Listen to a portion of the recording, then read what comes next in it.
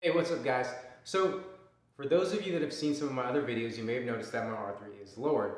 Now, it is lowered about 1.5 inches front and rear, and that was done by the dealership before I took delivery of it. I had it lowered because I bought it primarily for my wife. She wanted something she could learn on, but I have found myself riding this thing a lot lately because it's a lot of fun. Anyways, whatever your reason for wanting to lower your R3, if you can have it done professionally, do it. If not, make sure you do it right and you lower the front and rear evenly, because doing one side without the other could seriously affect how the motorcycle handles. This is a very simple process, it's just very time consuming. And because it's so time consuming, I'm not gonna actually take the bike apart. I'm just gonna show you what needs to be done to make it happen. All right guys, now before you do this, at least make sure you have like a rear paddock stand, a floor jack, and a piece of 2x4. You wanna get your floor jack in place with your little piece of 2x4.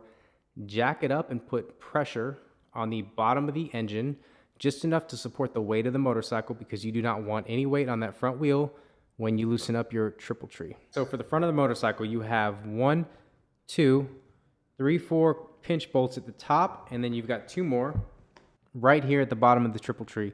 1 here and then 1 on the right side.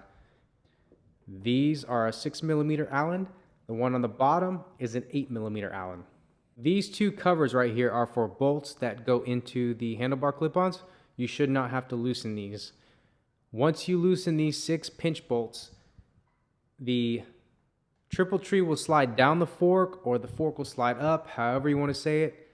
That will lower the front of the motorcycle. It's important that you have a jack in place to support the weight of the bike once those are loose.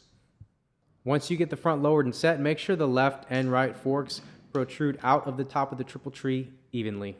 Now, when you lower the rear of the motorcycle, I have PSR lowering links installed, and what they do is these links right here change the mounting point for the shock.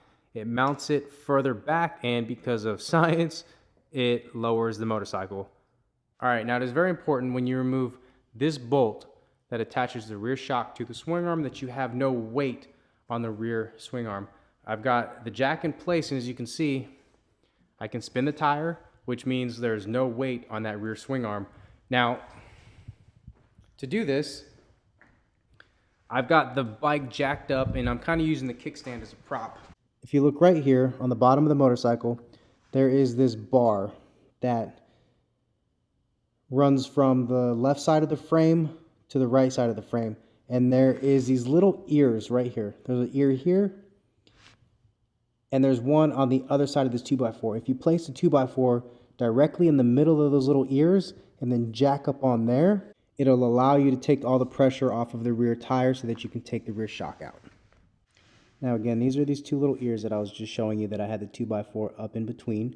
If you have a factory exhaust installed, you won't have access to this because this whole area is where your exhaust mounts. In which case you'll have a giant hunk of metal right here. This is about where your catalytic converter sits. You should be able to put slight pressure on that to get the weight off of the rear tire. One other thing, guys, when you lower your R3, you are going to want to get an adjustable kickstand. As you can see, the factory kickstand is way long.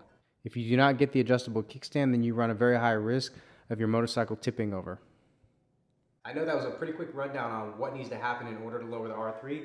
I did also forget to mention, you may have to remove this panel, left and right side, to help with access to the rear shock. There will be a link to that video at the end of this one. I will also post links in the description box for the lowering kit used and the adjustable kickstand. If there's anything else I forgot, please let me know in the comments below, as well as any questions you might have. If you're doing this yourself, take your time. Make sure you tighten everything down tight as double check your work. I hope this video helped. I really appreciate you guys tuning in. Until next time, see ya.